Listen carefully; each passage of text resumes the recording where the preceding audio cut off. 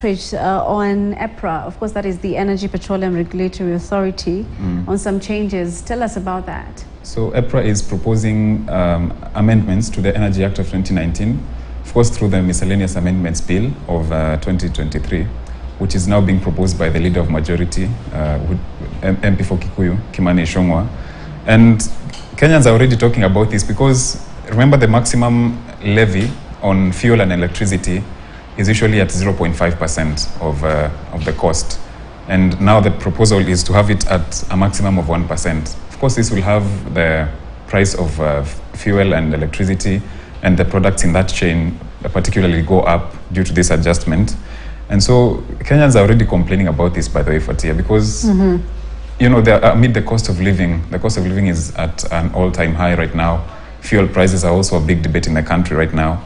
And so Kenyans are already talking about this online, saying that it should not be affected and asking the government to reconsider this. Of course, Kimani Ichung'wah also came out in public, also in a video, in an amateur video that was doing rounds on social media, vehemently attacking the former president, Uhuru Kenyatta, in what he termed as a ruthless appetite for debt. And you know, he blamed all these measures that the government is taking, attributing them to the regime that President Uhuru Kenyatta had led. This has also been a talk around, seen politicians hurling all these manner of things around. But really the EPRA adjustment on the levy from 0.5 to 1% has a lot of Kenyans talking, even those who do not understand the economic aspect of this. Kenyans are already talking about this. Of course, it touches on the high cost of living that's happening in the country, and again, it becomes political. But let's move away from that. The fake M-Pesa messages that people are talking about, Safaricom has warned people about. I mean, I also get those messages sometimes, and then at the end of the message, it usually says locked, something locked. Tell us about what Kenyans are saying about that. Interestingly, I don't know whether, Fatia, you use M-Pesa to make your payments as much as I do, but Kenyans are now devising a new way of generating fake M-Pesa messages to, you know, defraud unsuspecting traders and vendors. Of course, this also comes at a time when most Kenyans are now shifting to M-Pesa to pay for bus fare, which has become a very common practice. When you enter into Matatu, there's probably a banner somewhere saying you can send to this number or Pochi la Biashara. And so Kenyans have some very clever Kenyans, seeming from around the precincts of Mary University, have devised a way of, you know, sending fake M-Pesa messages, generating codes and sending the message to yourself, such that when you display the message to a trader, they'll think you've sent the money, which in essence you have not. And interestingly, because this has also been a very trending video, it has been trending the entirety of yesterday and the day before. People have really come out to say, you know, I've lost this much from this kind of fraud, I've lost this much from people claiming that they sent money and the message has not reflected on my end, but it has on theirs.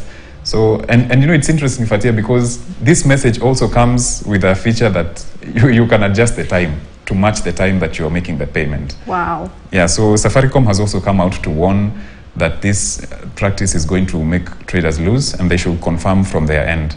I think really this one, Safaricom has little power over it? Room for, room for it.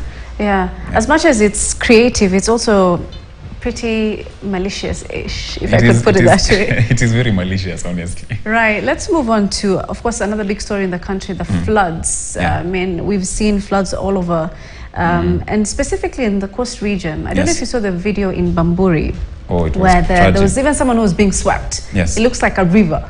Tell us about some of the developments on this story.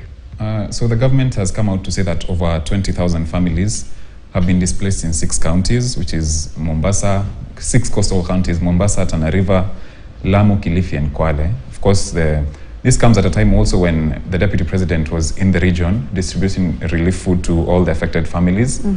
But there was an interesting twist to this because the governor for Mombasa, Sheriff Nasir, also was seen in public in a live TV interview, seemingly contradicting what the deputy president was saying as the release of capitation for the El Nino, which was estimated to be a couple of billions.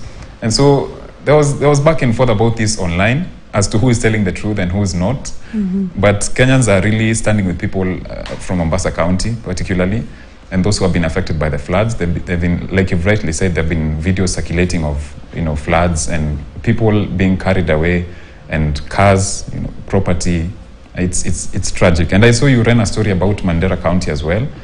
And I mean, the rains have really hit. I remember I was on this show a couple of weeks ago, right, and I was giving the advisory for El Nino, as was being given by the meteorological department. And then now being here again and talking about this in this manner is quite tragic. And online as well, Kenyans are really standing with the people of Mombasa, trying to give them advisory on what to do and what not to do during the floods. Yeah. But it's really not something to be pleased about. Right, of course. Yeah, it's pretty tragic, honestly, seeing those reports. Now, finally, let's just quickly talk about Chef Maleha. It's now a light story. She's trying to break the world record now for cooking.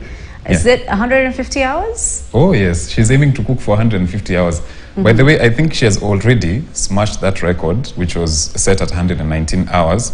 So far, she has clocked 140 hours, which was yesterday. As of yesterday, 2:45 p.m. in the afternoon, she had already clocked 140 hours. So we wait and see if she'll clock 150. That is very ambitious, actually. Ooh, I don't know how long you can cook, Fatia, but... a whole day, 24 hours is good. You can cook 24 hours. I'm kidding.